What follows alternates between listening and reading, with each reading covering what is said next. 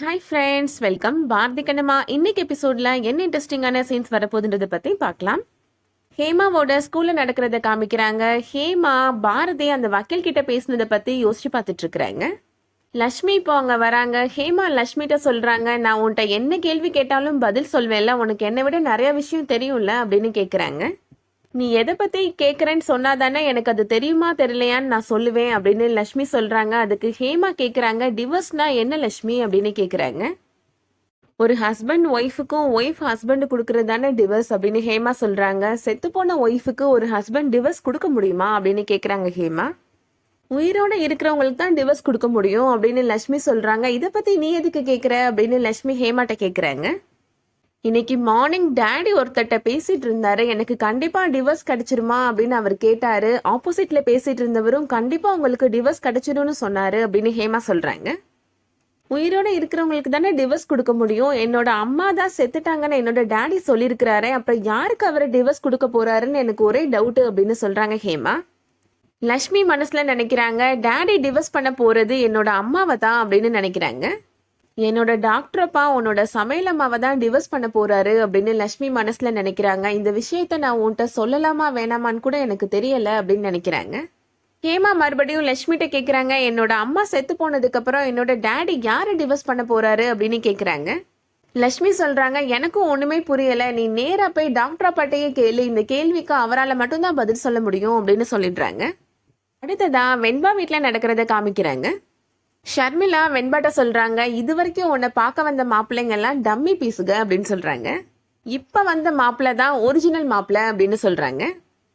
உன்னை மாப்பிள்ளை பார்க்க வராங்கனதும் கண்டிப்பா மாப்பிள்ளைய ஓட வைக்கிறதுக்கு நீ ஏதாவது பிளான் பண்ணுவேன்னு நான் முன்னாடியே யோசிச்சேன் அப்படின்னு சொல்றாங்க.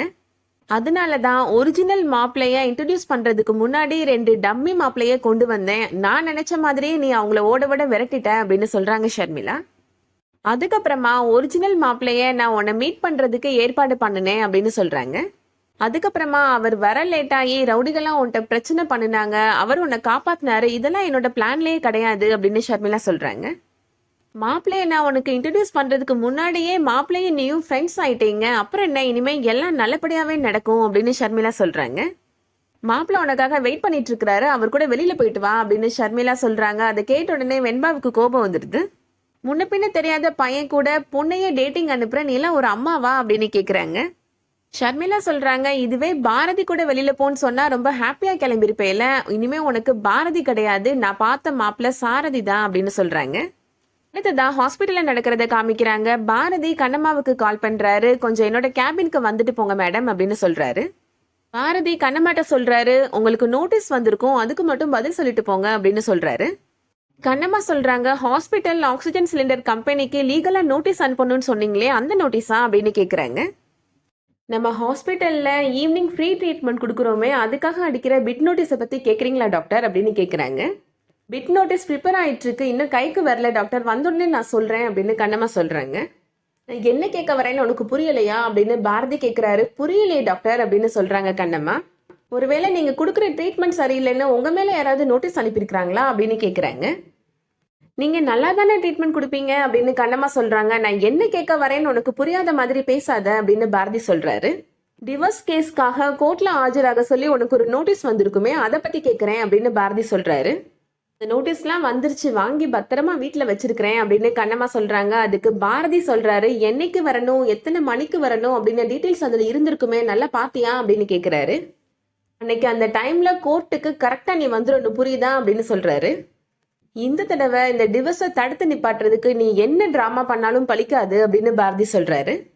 கண்ணம்மா சொல்றாங்க, நீங்க கோர்ட்டை நம்புறீங்க சார், ஆனா நான் உண்மையை நம்புறேன் அப்படின்னு சொல்றாங்க.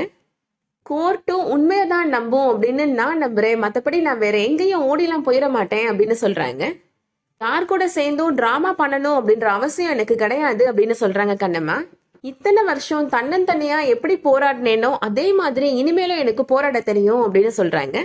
இப்ப திமிராவே பேசுறியே, அப்படி என்ன பிளான் வச்சிருக்கிற அப்படின்னு பாரதி கேக்குறாரு. கோர்ட்ல வந்து சொல்றதெல்லாம் இப்ப நான் எப்படி சொல்ல முடியும் அப்படின்னு கண்ணம்மா கேக்குறாங்க.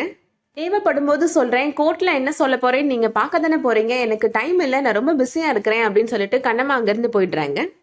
அடுத்ததான் வெண்பா ரோஹித் கூட கார்ல போயிட்டு இருக்காங்க. எதுக்காக இவ்வளவு ஸ்லோவா காரை ஓட்டிட்டு போயிட்டு இருக்கிற, கொஞ்சம் ஃபாஸ்டா தான் ஓட்டேன் அப்படின்னு சொல்றாங்க. ஃபாஸ்டா கார் ஓட்டுறதுல என்ன சுவாரஸ்யம் இருக்கு அப்படின்னு கேக்குறாங்க. அதுக்கு வெண்பா சொல்றாங்க, உனக்கு கார் ஓட்ட தெரியலன்னா என்கிட்ட சொல்லிரு அப்படின்னு சொல்றாங்க. எனக்கு கார் ஓட்ட தெரியாதா அப்படின்னு அவர் கேக்குறாரு. கார் ஓட்ட தெரியும்னா ஃபாஸ்டா போற இடத்துக்காவது சீக்கிரம் போலாம், என்னால உன் அருமையை தாங்க முடியல அப்படின்னு வெண்பா சொல்றாங்க.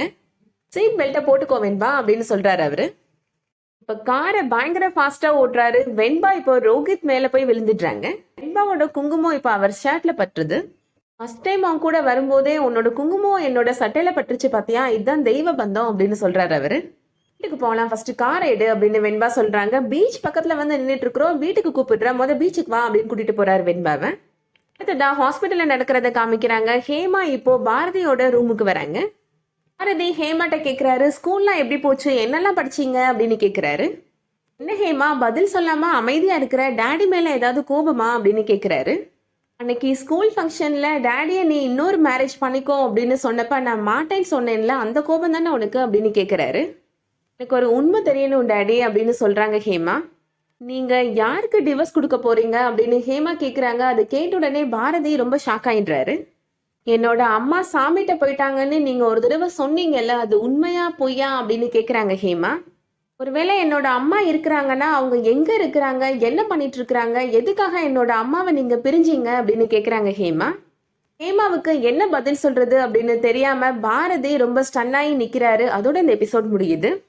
இந்த வீடியோ உங்களுக்கு பிடிச்சிருந்துச்சுன்னா லைக் பண்ணிக்கோங்க. சீரியல் அப்டேட்ஸ்க்கு நம்ம சேனலை சப்ஸ்கிரைப் பண்ணிக்கோங்க. தேங்க்ஸ் ஃபார் வாட்சிங்.